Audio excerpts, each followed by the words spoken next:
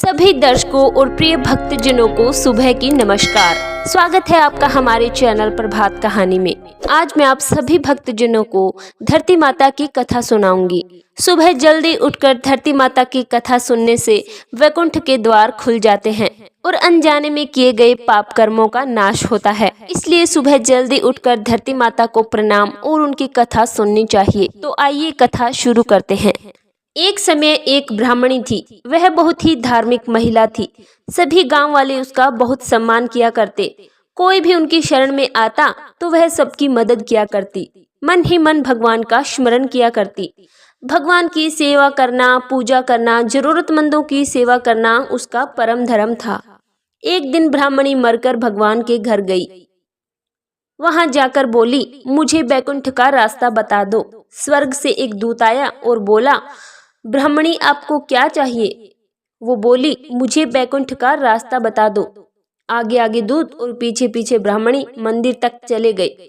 ब्राह्मणी बहुत धार्मिक महिला थी। उसने दान पुण्य बहुत कर रखा था। उसे विश्वास था कि उसके लिए तो बैकुंठ का रास्ता जरूर खुलेगा।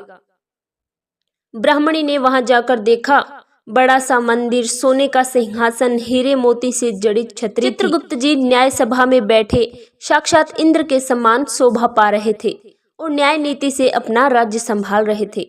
यमराज जी सभी को कर्म के अनुसार दंड दे रहे थे। ब्राह्मणी ने जाकर सभी को प्रणाम किया और बोली कि मुझे वैकुंठ जाना है। चित्रगुप्त ने लेखा जोखा सुनाया और कहा कि ब्राह्मणी ने धर्म तो बहुत किए हैं, परंतु तुमने धरती माता की कथा नहीं सुनी, इसलिए तुम्हारे सिर पर धरती माता का कर्ज है। वैकुंठ में कैसे जाओगी? ब्राह्मणी बोली, धरती माता की कहानी के क्या नियम हैं? चित्रगुप्त जी बोले, कोई 1 साल, कोई 6 महीने, कोई 7 दिन ही सुने, पर धरती माता की कहानी जरूर सुने और फिर उसका उद्यापन कर दें। धरती माता की कहानी सुनने से जाने अनजाने किए गए पाप कर्मों को धरती माता हर लेती है। स्वर्गलोक में धर्म को ही स्थान प्राप्त है। यहाँ पाप के लिए कोई जगह नहीं होती।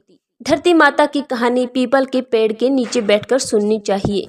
यह सुनकर ब्राह्मणी ने प्रार्थना की कि मुझे 7 दिन वापस धरती लोक पर जाने दो और मैं कहानी सुनकर वापस आ जाऊंगी।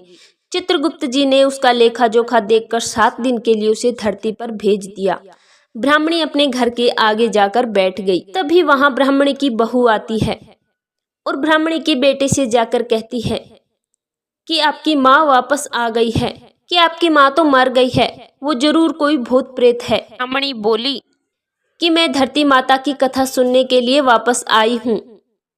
इस कथा को सुनने से पुण्य मिलता है। तब बड़ी बहू ने बुढ़िया की बात मानी और पीपल के पेड़ के नीचे बैठकर 7 दिन तक धरती माता की कथा सुनी।